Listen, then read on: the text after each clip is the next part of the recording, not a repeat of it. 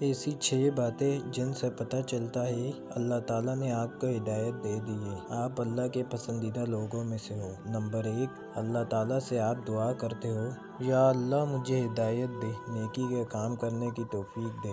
Number 2، آپ سے جب کوئی گناہ ہو جاتا ہے، کوئی غلطی ہو جاتی ہے اور آپ پریشان ہو جاتے ہو، پھر اللہ تعالیٰ سے آپ توبہ کرتے ہو۔